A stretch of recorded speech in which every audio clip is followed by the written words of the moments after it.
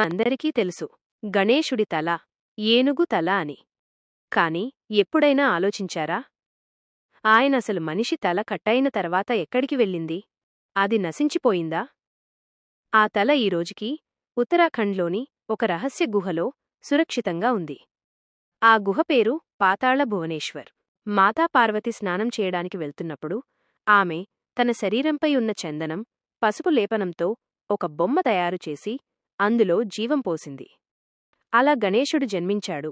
తల్లి ఆయనకు ఆజ్ఞ ఇచ్చింది, ద్వారంలో నిలబడి కాపలా ఉండు, లోపలికి ఎవ్వరినీ రానివ్వకు.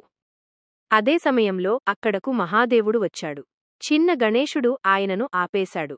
అప్పుడు శివుడికి కోపం వచ్చి తన త్రిశూలంతో గణేశుడి తలను శరీరం నుంచి వేరుచేశాడు.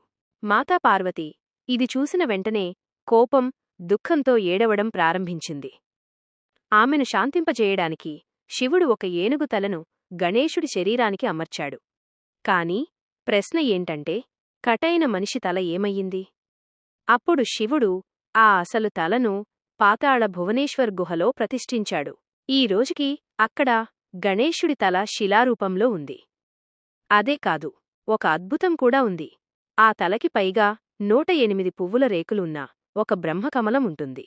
దానినుంచి సహజంగా దివ్యమైన నీటి బిందువులు పగలు, రాత్రి ఆ తలపై పడుతూనే ఉంటాయి. ఈ గుహ భూమికి 90 అడుగుల లోతులో ఉంది. ఇక్కడ శేషనాగుని పెద్ద శిలారూపం కూడా ఉంది. ఆయన ప్రపంచశక్తిని స్థిరపరచి తనమీదే ఈ లోకాన్ని ఎత్తిపెట్టుకున్నట్టు చెబుతారు. ఇక్కడ 33 కోటి దేవతలు మరియు 4 ధామాలు కూడా ఉన్నాయని అంటారు. సాధారణంగా జనాలు 33 కోటి దేవతలు అంటే 33 కోట్ల దేవుళ్ళు అని భావిస్తారు. కాని నిజానికి ఇక్కడ కోటి అంటే సంఖ్య కాదు, రకం ప్రకారం అనే అర్థం. అంటే 33 కోటి దేవతలు అంటే బ్రహ్మాండాన్ని నడిపించే 33 రకాల దివ్యశక్తులు అని అర్థం. వాటిలో ఉంటారు ఆదిత్యులు, ఋషులు, వసువులు, రుద్రులు, అశ్వినీ కుమారులు.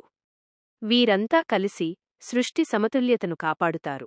అందుకే అంటారు, ఈ శక్తులు ఒకచోట కలిసి ఉన్నప్పుడు అక్కడ కేవలం పూజ మాత్రమే కాదు, అక్కడ శక్తి జాగృతమవుతుంది. కలియుగంలో దీనిని మళ్లీ కనుగొన్నది ఆదిగురు శంకరాచార్యులు, మరియు ఆయనే ఇక్కడ తామ్ర శివలింగాన్ని ప్రతిష్ఠించారు.